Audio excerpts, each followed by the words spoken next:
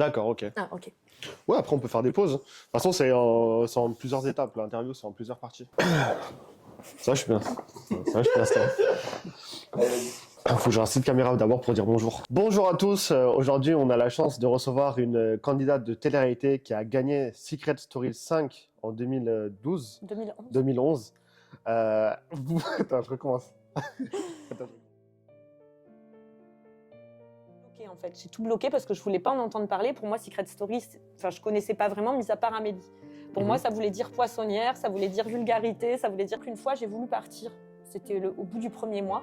Et le producteur était en Thaïlande. Il a pris un vol de retour pour la France pour me parler. Je pense qu'on vend aussi son âme quand on va dans ces milieux-là. Je pense qu'on vend son âme quand on va dans ces milieux-là. C'est pour ça que j'ai voulu revenir à une vie normale. Vraiment, c'est une fille qui aurait été créée pour la télé-réalité. D'accord. Donc, c'est pas vraiment étonnant. Je pense que, étant donné la situation, elle a été mise en avant. Aujourd'hui, il y en a tellement... Il y en a plus qui se démarquent. Nous, à notre époque, on se démarquait. C'est des personnes qui ne se démarqueront pas parce qu'elles ont les codes déjà de la télé-réalité et elles n'agiront pas naturellement. Et voilà. Bien sûr. J'ai été lâchée dans la nature par la production des Anges, complètement lâchée dans la nature. Je les soupçonne même d'avoir fait en sorte de bloquer ma carte bancaire pour que je ne puisse pas rester sur les lieux. Ah oui. Il avait des informations sur Nabila aussi, il avait des informations sur un certain nombre, c'est un fouineur, sur un certain nombre de candidats qui pouvaient faire très très mal aux Anges. Il y a des êtres humains, quoi. On est face à des êtres humains quand même. Il ne faut pas oublier qu'on agit avec des êtres humains et qu'on peut les détruire à partir du moment où il y a les premiers coups, à partir du moment où il y a les premières insultes, il faut fuir. Voilà. Moi, ça n'a servi à rien finalement. J'ai essayé de protéger mon cabinet infirmier pour au final le perdre. Il n'y a pas d'excuse. C'est pas parce qu'on a regardé un autre homme, c'est pas parce qu'on a cassé un verre, c'est pas parce qu'on a dit merde qu'on peut se faire désapprécier et qu'on peut se faire dénigrer. Tout à fait.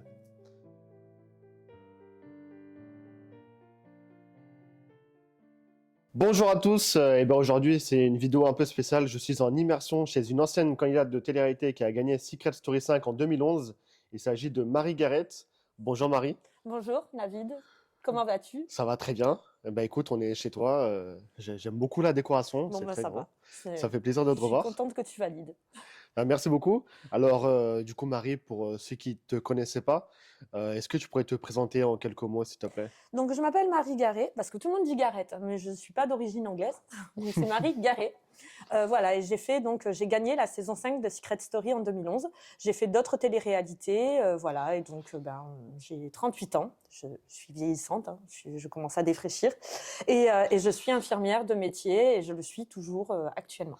Super Marie, merci beaucoup. On va revenir un petit peu en quelques lignes sur ton parcours. Voilà, l'avant Secret, ton enfance, où tu as grandi. Oui. On va revenir ensuite sur vraiment l'aventure qui a marqué ta vie. Et on verra ensuite à l'après un petit peu ce qui s'est passé, la descente aux enfers, tout ça. Ouais.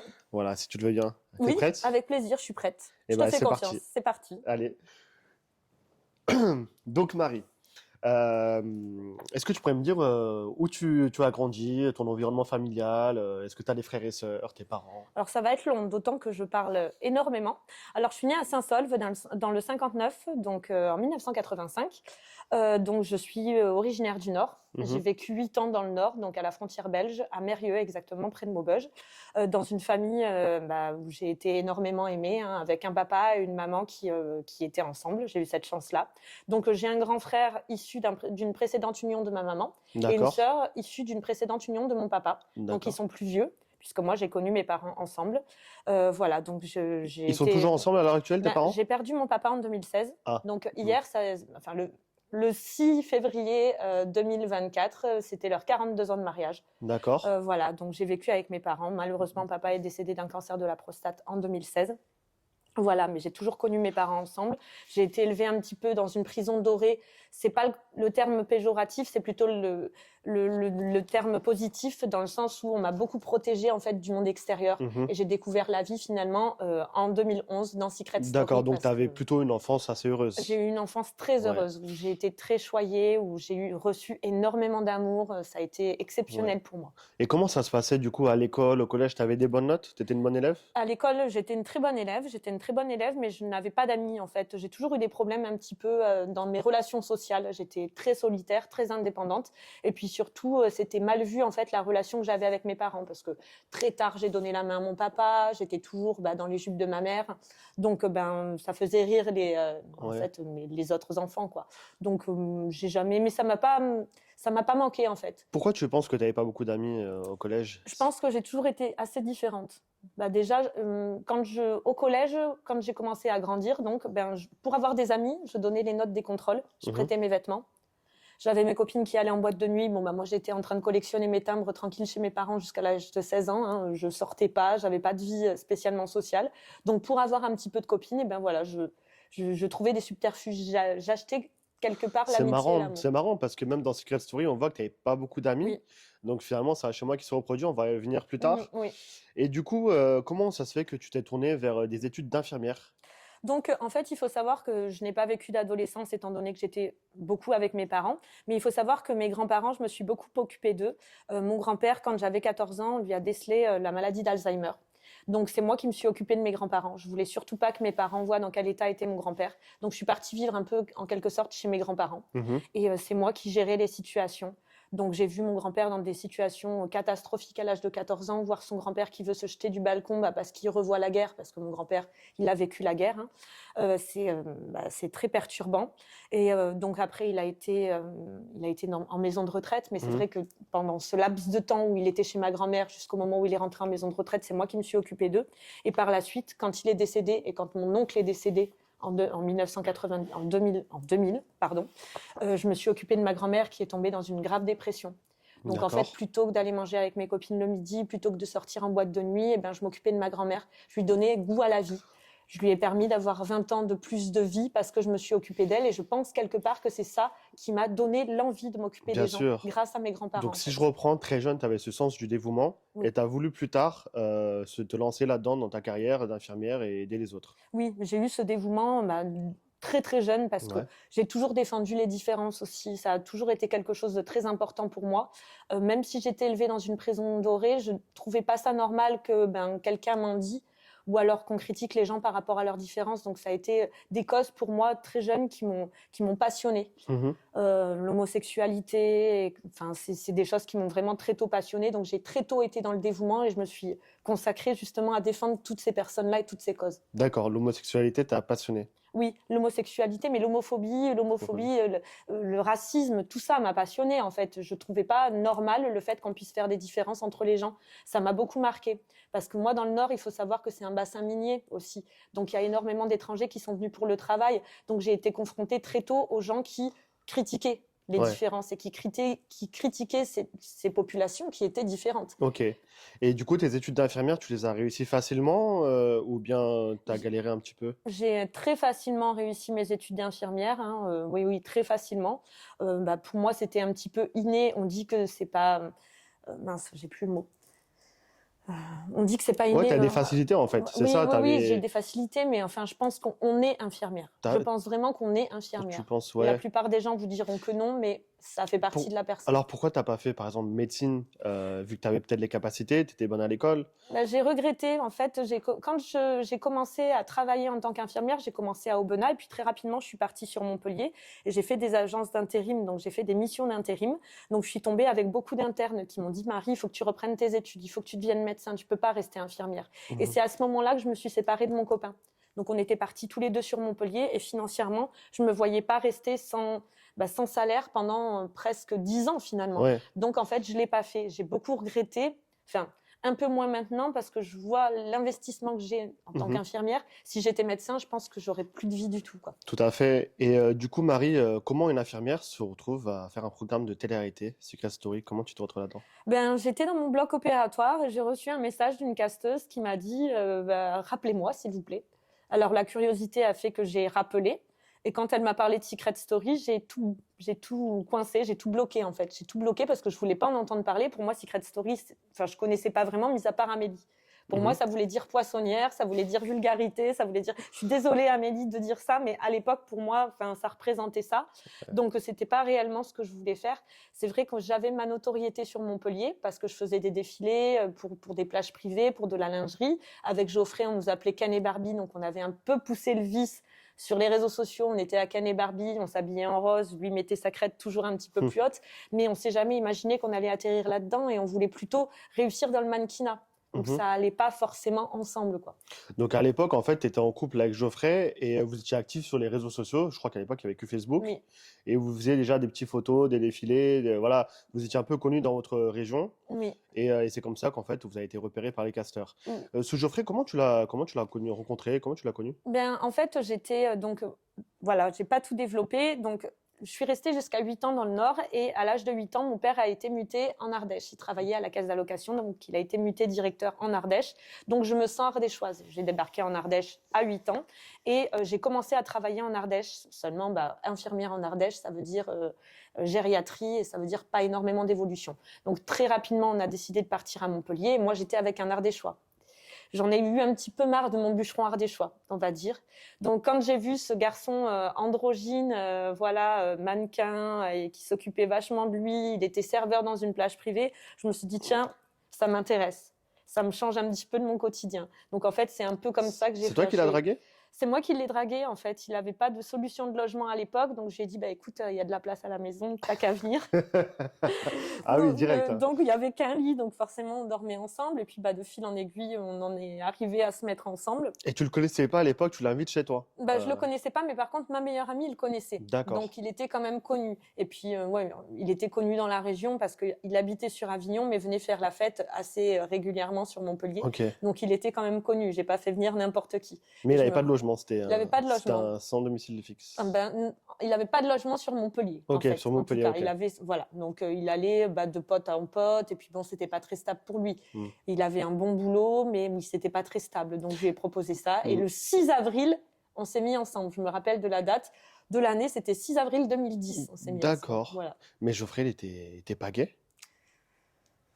Tu l'as déclaré en tout cas, j'ai vu dans pas mal d'interviews. Je me suis toujours posé la question. Après, c'est hyper méchant de le dire s'il l'assume pas et si surtout il ne l'est pas.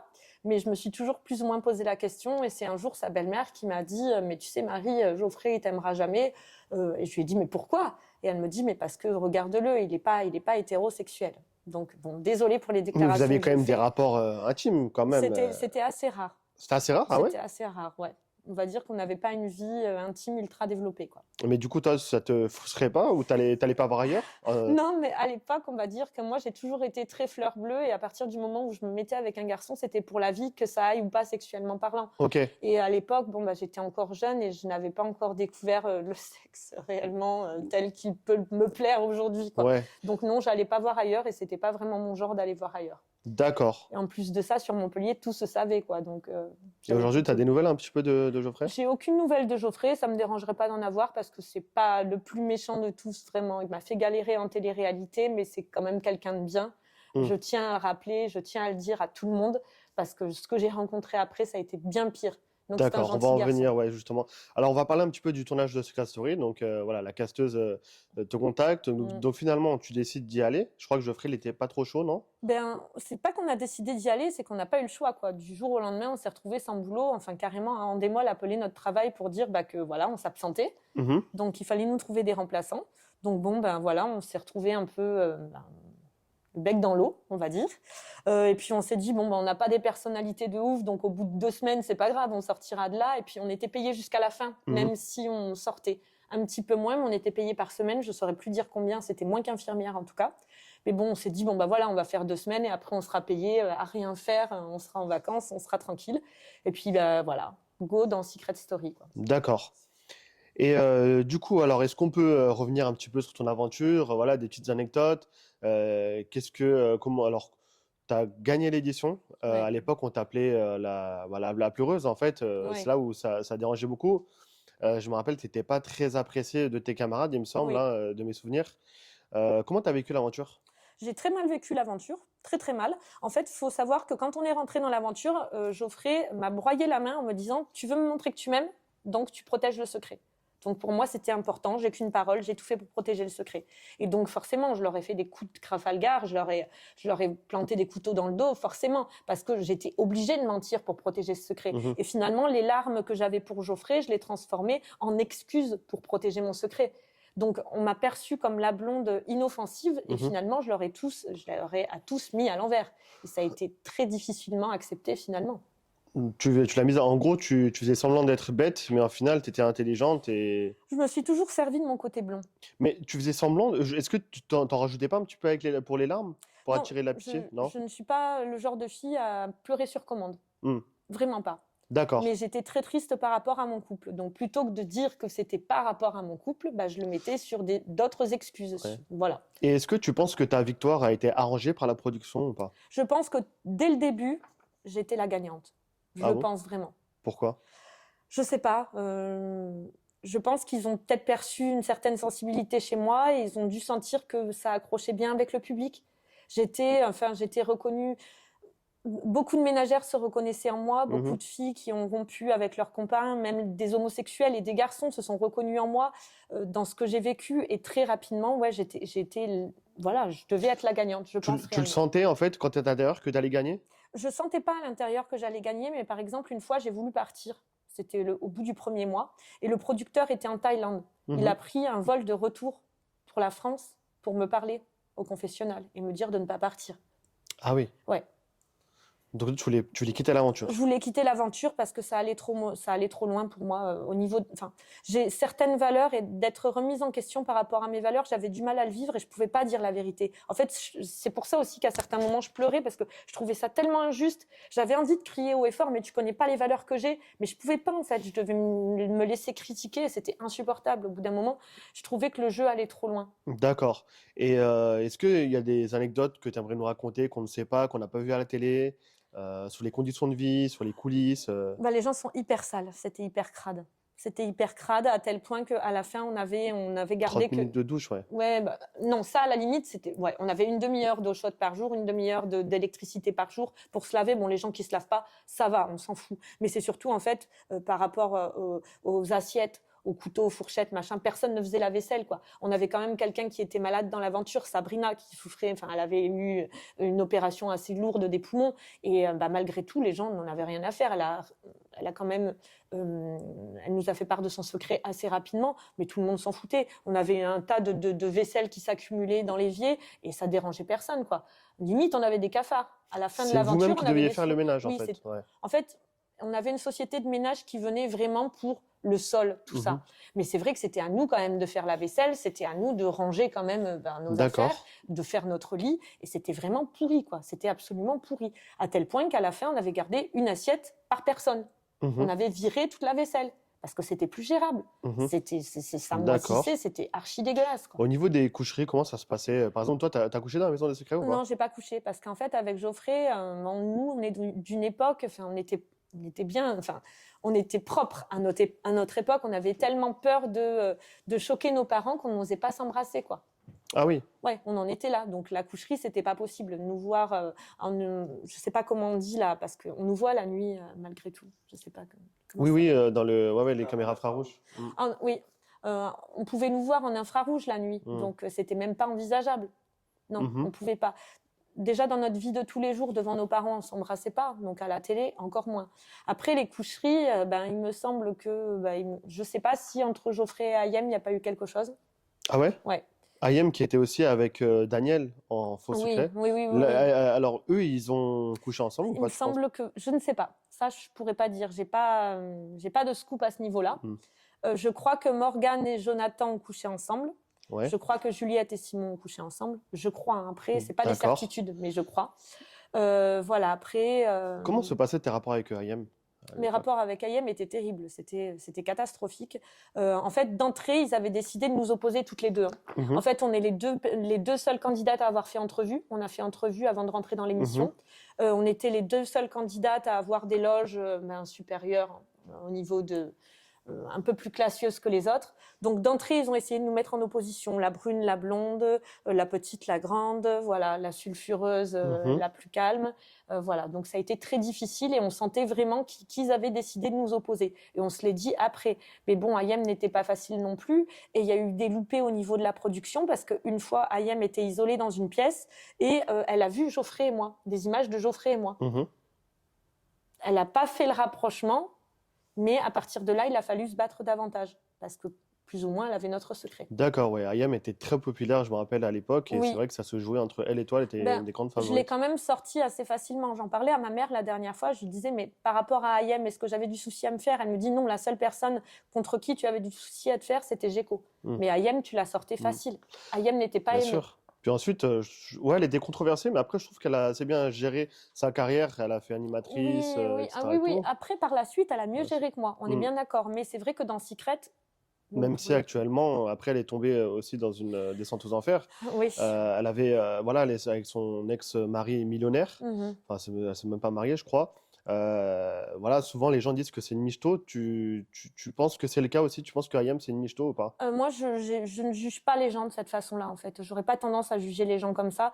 J'ai été avec des michtos mecs, donc ça, je peux le dire. Après, pour les filles, tant que je ne vois pas de mes propres yeux, je n'irai pas juger. D'accord. J'irai pas juger. Après, moi, si j'avais su, franchement, plutôt que de parler avec mon cœur constamment, j'aurais été avec des mecs. J'ai eu des mecs qui voulaient de moi, qui avaient de l'argent. Et vu la descente aux enfers que j'ai subie, des fois, je me dis que j'aurais peut-être mieux fait d'y aller.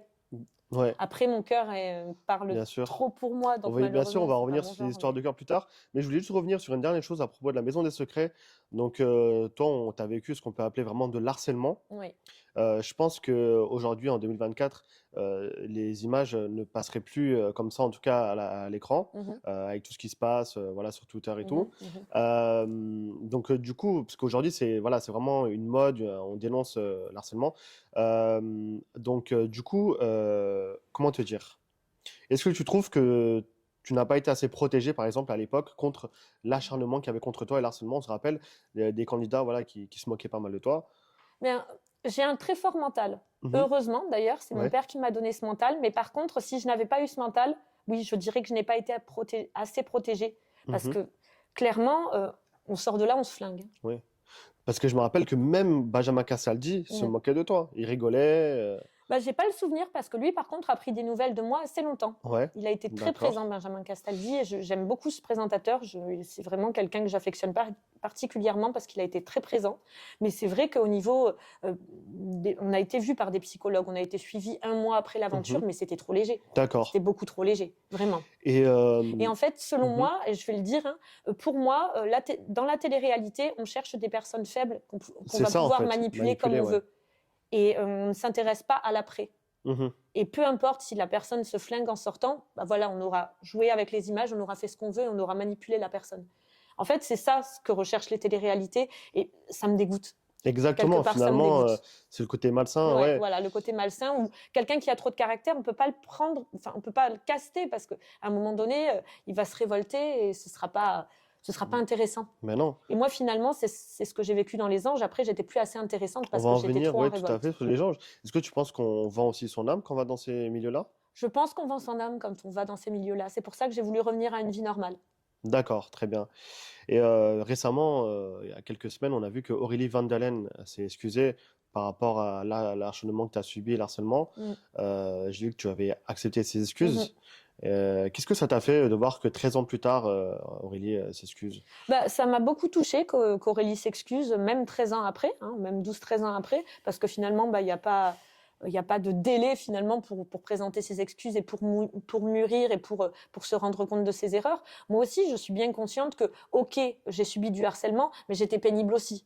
C'est vrai que quelqu'un qui pleure constamment et quelqu'un qui est toujours en train de raconter ses histoires, ça peut être pénible. Donc j'ai souhaité moi aussi lui montrer que j'avais évolué. Donc voilà, tu es prête à te remettre en cause exactement. Je suis prête à me remettre en cause, bien sûr. Parce que je ne sais pas si, de l'autre côté, si j'avais été à la place d'Aurélie, je me serais supportée. Bon, ça va. Du coup, tu as au moins l'humilité de le reconnaître. Voilà, exactement. tu me disais que quand tu étais adolescente, tu n'avais pas beaucoup d'amis, ni dans la maison des secrets, donc peut-être qu'il faut... Ah, mais c'est sûr que de toute façon, au bout d'un moment, quand les schémas se reproduisent, c'est que ça vient de soi. Il faut arrêter de croire tout le temps que ça vient des autres. D'accord. Donc je sais très bien que certainement j'ai un problème, mais lequel j'essaye de creuser, je trouverai bien un jour. Tu as des contacts un peu avec les gens de ta saison, de Secret Story? Non, j'ai pas de contact avec les gens de ma saison. Je n'ai pas souhaité garder contact avec ce milieu-là, en fait. J'ai déjà très peu de temps pour moi, très peu de temps pour ma famille, donc garder contact avec ce milieu-là, et pour moi, c'est un milieu malsain. Je ne sais pas s'il y a réellement des personnes saines dans ce type de milieu. Peut-être que je me trompe, mais je n'ai pas souhaité. D'accord. Ensuite, après l'aventure Secret Story, tu enchaînes sur les Anges 4 et 5, qui à l'époque cartonnaient. Ça faisait plus d'1 million de téléspectateurs. Vous étiez très suivis. Donc, ensuite, on voit que tu as eu des déceptions. C'est là où tu t'es séparé avec Geoffrey. Tu gardes un meilleur souvenir quand même de ton tournage avec les Anges? Ça a été une catastrophe, le tournage avec les Anges. Ça a été bien pire que Secret Story. Ça a été, oh là là, ça a été une descente aux enfers. Ça a été, c'était horrible. Vraiment horrible. Qu'est-ce qui n'allait pas? Mon entente avec les autres candidats, la situation avec Geoffrey. On était déjà séparés. Hein. On a joué notre rupture, on était déjà séparés, mais on s'était promis de ne pas aller voir ailleurs pour se respecter. Bon, moi, il faut savoir que j'étais déjà avec quelqu'un d'autre avant de rentrer. Lui n'était pas au courant, mais bon, il y avait eu un bisou d'échanger avec la personne après que j'ai fréquenté pendant 1 an et demi. Mais voilà, on s'était juré à l'intérieur de l'aventure de ne pas se manquer de respect. Et moi, dès l'aéroport, j'ai bien vu les échanges de regards qui pouvaient se faire entre Julia et Geoffrey. Personne ne m'a cru, tout le monde m'a pris pour une folle, j'ai été malmenée et au final, j'avais raison. Très bien, ouais. Du coup, ça, c'était pas un jeu Julia Falba. Ouais, je me rappelle très bien que Geoffrey, par contre, pardon, je reprends. Je me souviens que oui, Geoffrey, il faute avec une autre femme, Julia Falba. Donc, tu penses que ça, c'était pas pour le buzz? Julia, on lui avait dit, elle me l'a clairement dit. Elle m'a dit, on te garde dans les Anges, soit tu te mets en couple, soit tu brises un couple. Donc, peut-être que pour elle, c'était un jeu, mais en tout cas, pour Geoffrey, ça ne l'était pas. Je connais Geoffrey. Je sais qu'il a eu des sentiments pour cette fille. Carrément, je sais qu'il était sincère. Je sais qu'il était sincère parce que malgré tout, j'ai partagé 1 an et demi de vie avec Geoffrey, mais je le connaissais quand même pas mal. Et je sais que c'était pas quelqu'un qui était dans le jeu. Et il y a une séquence où il me semble que tu mets une gifle à Geoffrey, qui aujourd'hui ne peut plus être diffusée sur les réseaux. Oui, mais par contre, on la trouve sur Internet. On la trouve sur Internet, ouais. Ça, tu regrettes ton geste ou pas? Je ne regrette absolument pas mon geste de la gifle avec Geoffrey. Vraiment pas.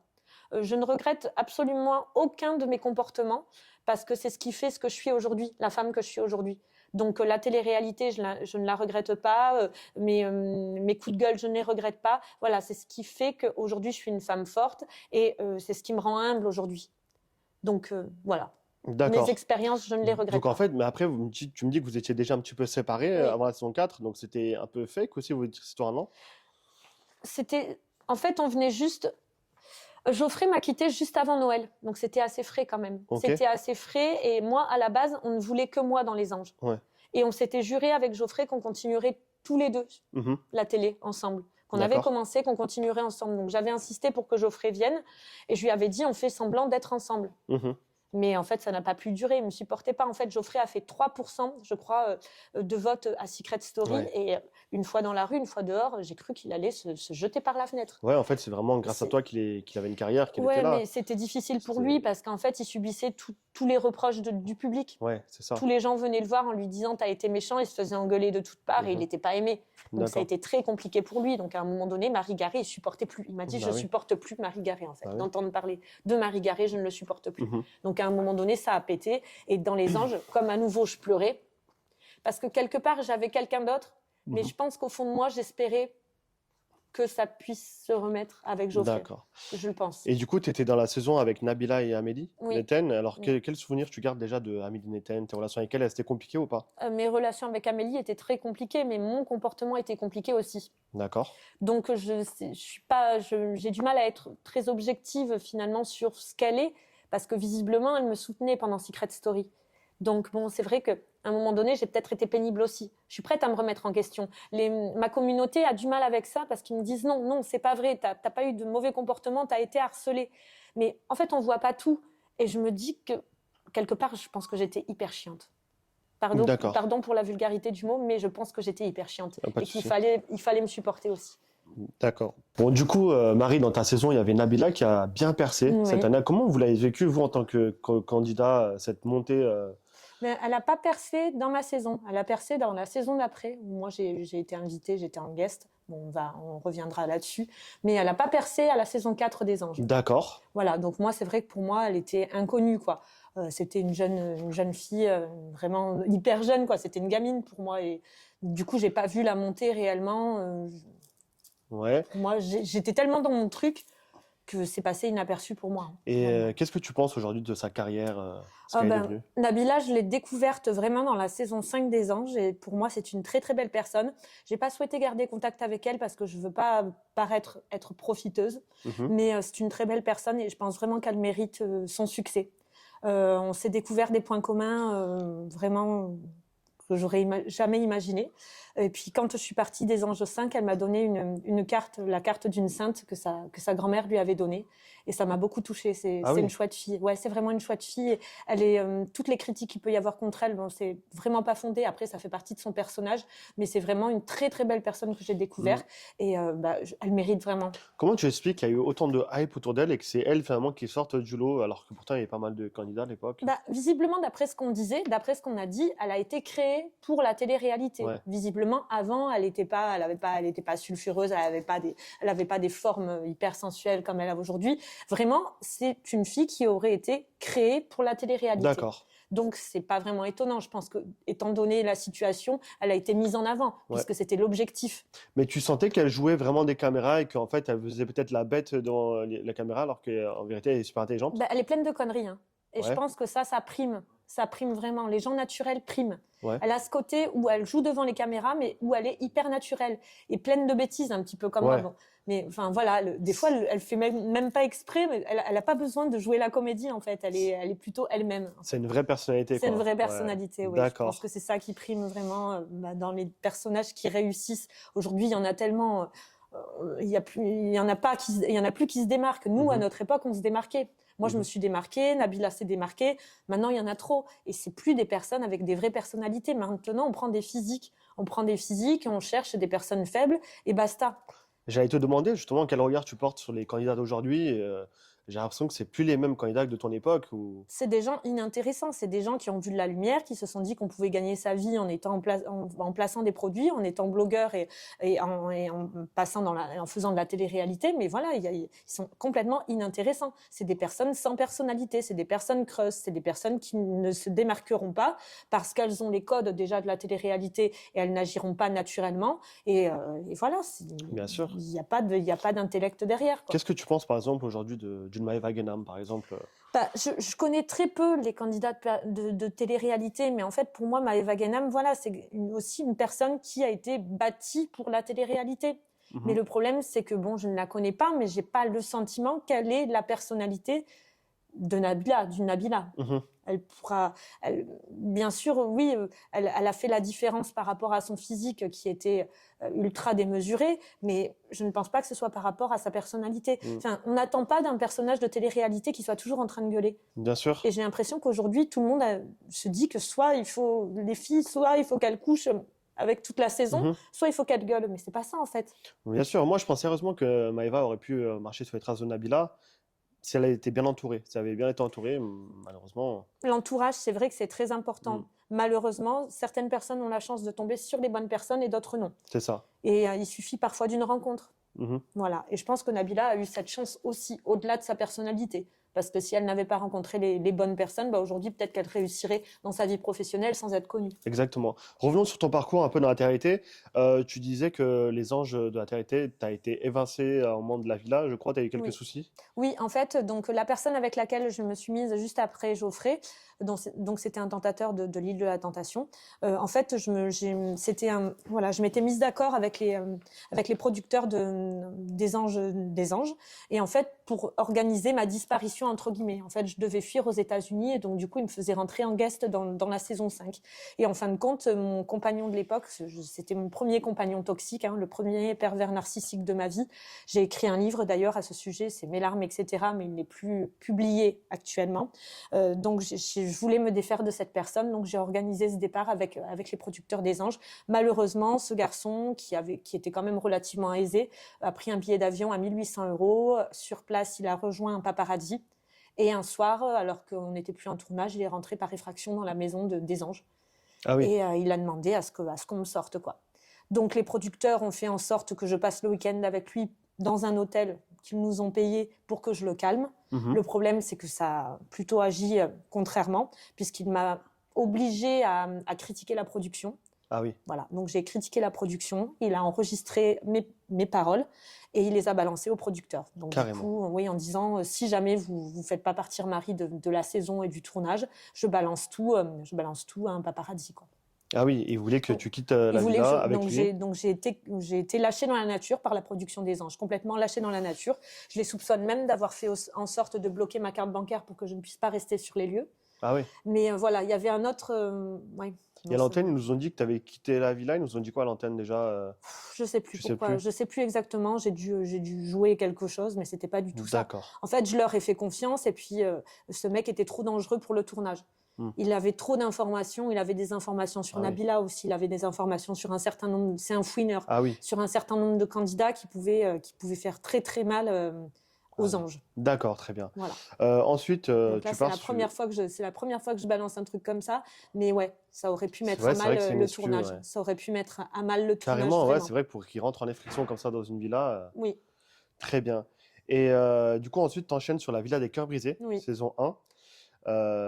Donc d'ailleurs, je tiens à le dire, cette télé-réalité a été créée pour moi. Elle a été basée sur mon histoire et la productrice, c'est par rapport à l'histoire que j'avais vécue avec Geoffrey dans Secret Story qu'elle a eu l'idée de créer cette télé-réalité. Ouais. Et c'était quoi ta problématique déjà que j'avais du mal à faire confiance. Voilà. Et mon syndrome de l'abandon et avoir du mal à faire confiance. Mais en fait, il faut savoir que j'étais déjà en couple. Ok. Voilà, et donc le tournage a été arrangé, pour. Ok. Voilà, mais j'étais déjà en couple à l'époque et donc j'ai quand même accepté de me rendre sur le tournage, mais c'est vrai que c'était pas évident parce que on avait des dates et il fallait faire semblant sur les dates d'être intéressé un minimum par les garçons. Et d'ailleurs, la productrice avait poussé son coup de gueule, ça c'est une exclue aussi, contre moi parce que je ne m'intéressais pas aux garçons qu'on m'avait présentés, alors qu'elle connaissait très bien le tentateur, donc le premier garçon qui avait été toxique dans ma vie. Elle le connaissait bien, elle me disait c'est quand même incroyable que tu puisses t'intéresser à un garçon comme lui et que tu envoies bouler des aussi gentils garçons comme nous on te présente. Voilà. D'accord. Exclue.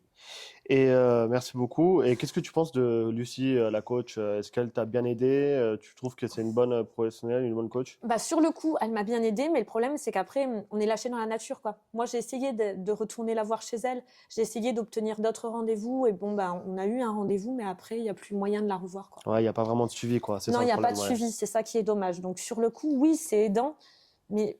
Bon, il faut un suivi sur du long terme, quoi. C'est pas en un claquement de doigts que les choses se font et j'en suis consciente à l'heure actuelle, bien consciente. D'accord. Et depuis, est-ce que tu as refait d'autres tournages ou tu as proposé des choses? Donc, j'ai fait les Vacances des Anges.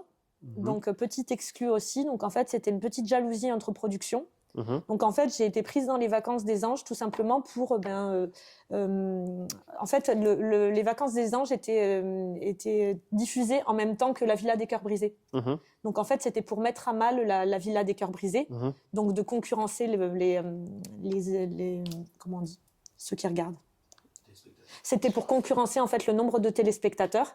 Et donc du coup, comme c'était diffusé en même temps et que dans le contrat il y avait un droit d'exclusivité, je n'ai pas été payée pour les Vacances des Anges et j'ai été dégagée au bout d'une semaine. Carrément. En fait, ils vous prennent, ils vous jettent. Ouais, ils nous jettent. Mais je suis très très mal avec les producteurs des Anges. Pour moi, c'est pire que Secret. Secret, c'est des enfants de cœur, les producteurs de Secret. Mais alors les producteurs des Anges, je suis très très mal avec eux parce qu'ils ont fait vraiment des choses pas saines du tout. C'est vrai que les Anges. C'est des coups dans le dos en permanence. Et ils oublient qu'ils ont gagné de l'argent grâce à nous et surtout grâce à moi. On rappelle en plus qu'ils ont fermé les yeux sur beaucoup d'harcèlement, d'acharnement. Oui, et puis même la saison 4, c'est la saison qui a fait le plus de téléspectateurs. Oui. Donc c'est quand même grâce à moi qu'ils se sont enrichis et au final, ils m'ont largué comme une vieille chaussette, quoi. Après, malheureusement, tu connais comment ça se passe dans le milieu, que ce soit les anges ou pas. Tu sais bien que dans le milieu audiovisuel, on est des pions. Oui, on est des pions, mais bon, il y a une façon de faire les choses, quoi. Il y a une façon de faire les choses, il y a une façon de se comporter avec les gens, il y a une façon de faire... Enfin, il y a des êtres humains, quoi. On est face à des êtres humains, quand même. Il ne faut pas oublier qu'on agit avec des êtres humains et qu'on peut les détruire. Et aujourd'hui, je pense qu'ils ont leur karma, leur retour de bâton, puisqu'il n'y a plus d'anges. Oui, ça n'existe plus. Ça reviendra peut-être, hein, on ne sait pas. Mais en tout cas, oui, de toute façon, tout se paye tôt ou tard. Voilà, exactement.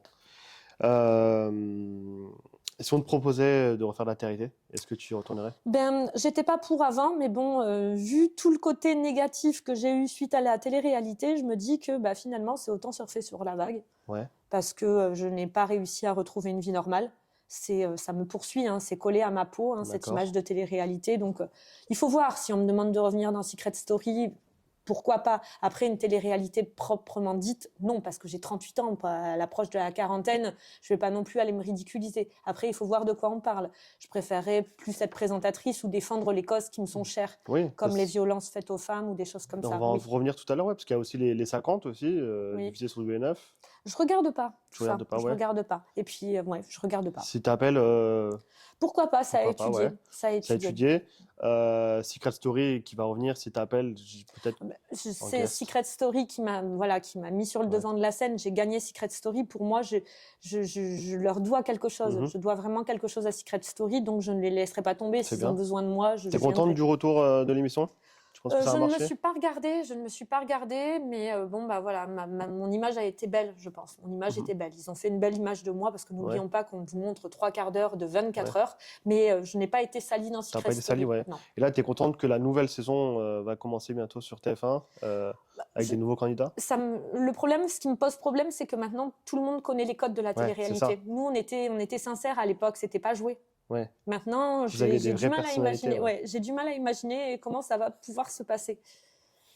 Donc, bien sûr. Après, moi, je fais confiance aux casteurs quand je vois ce qu'ils ont fait sur la Star Academy, qui est aussi une télé-réalité. Bon, c'est vrai que c'est pas pareil, c'est du chant. Ils ont un vrai talent. Mais ils avaient aussi une vraie authenticité. Donc moi, je leur fais confiance. Je trouve qu'ils savent bien faire leur métier quand même, mine de rien, même si c'est des gens un peu, j'aime pas trop. Mais après, c'est pas le même type de télé-réalité. Voilà, là, c'est une émission où il y a du talent, où il y a un vrai talent, la Starac. Tandis que là, Secret Story, c'est proprement dite une télé-réalité où on cherche à faire du buzz. Ouais. Donc, et puis maintenant, c'est difficile aussi pour les casteurs de savoir faire la différence entre quelqu'un qui va faire du buzz et quelqu'un qui a une vraie personnalité. Ouais. Il faut arriver à faire... Ça se joue sur un fil, je pense. Exactement, et c'est là où ils sont très forts, je trouve, malgré tout, les casteurs, pour repérer... J'aimerais pas faire ce métier, personnellement. Ouais. Mais en tout cas, la casteuse qui m'a trouvée, Sandy, elle s'appelle, je m'en souviendrai toute ma vie.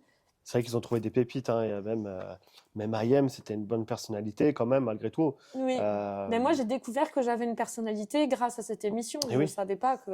je me suis découverte. D'accord, et j'avais entendu dire aussi que tu avais fait le casting des Princes.